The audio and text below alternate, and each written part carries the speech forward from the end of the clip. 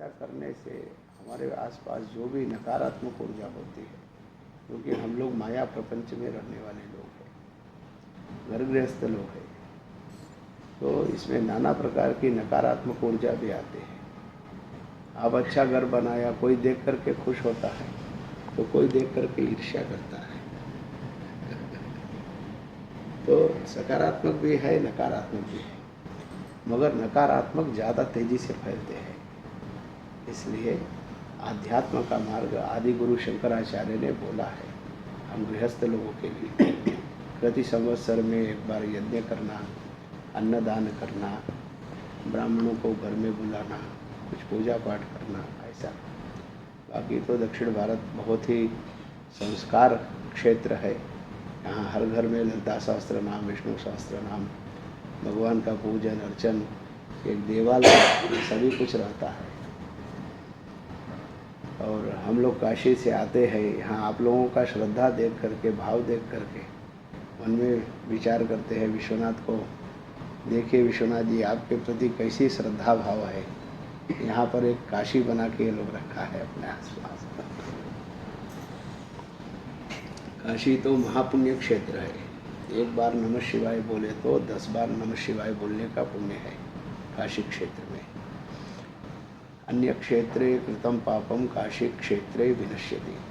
कहीं भी आप है, अगर काशी के सीमा में प्रवेश करते हैं तो का सभी पाप राशि नष्ट होकर के पुण्य राशि में बदलता है। ऐसा पुण्य क्षेत्र है। आप यहाँ पर 10 वर्ष तपस्या करके जो पुण्य प्राप्त करेंगे वो वहाँ 1 वर्ष में प्राप्त हो सकता है।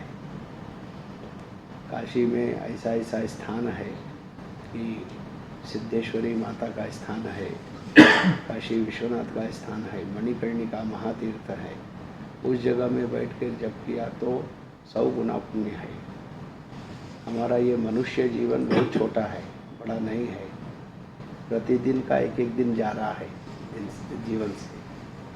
तो ये जीवन जो भी हमको 70 वर्ष 80 वर्ष मिला है यहाँ पर रहने के लिए, वो जीवन में हमको बहुत कुछ करना है। समय कम है, काम ज़्यादा है।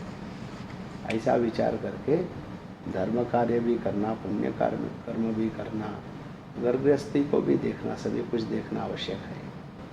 तो उसमें संवत्सर में कुछ कुछ समय धर्म कार्य के लिए निकालना। ये नहीं कि हमारे पास समय नहीं है, ऐसा नहीं। कुछ समय निकाल के काशी यात्रा करना। अभी महाकुंभ आने वाला है 2025 में। वो कुंभ में जाकर के प्रयाग में भी एक बार, प्रयाग में पहुंच भी गए अगर अंदर तो कुंभ का फल है।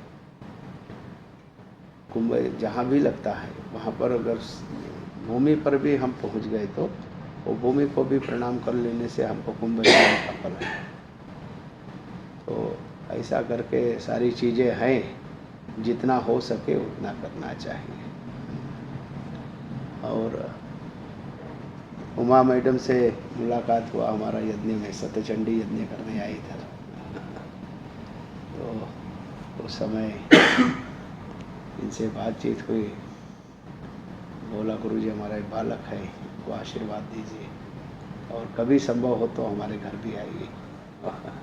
इनका मानसिक संकल्प रहा, हम लोग काशी में कहाँ रहते हैं, इधर आ गए, बात हुआ, बात होकर के आज घर में आ गए। हमारे जीवन में जितना कुछ भी होता है परमेश्वर पहले से निश्चित किए हैं, एक एक दिन एक एक क्षण का।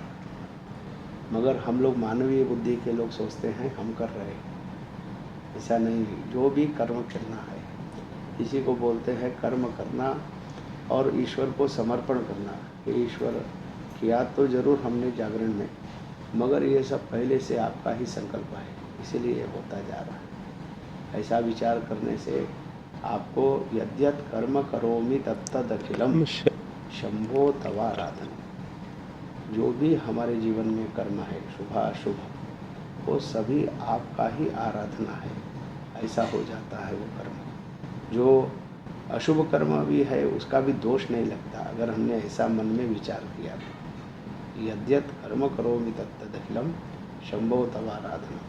हे शिव जी, हमारा जो भी शुभाशुभ कर्म है वह सब आपकी आराधना ही है, क्योंकि संसार में उत्पत्ति विलय सब कुछ आप ही करते हैं।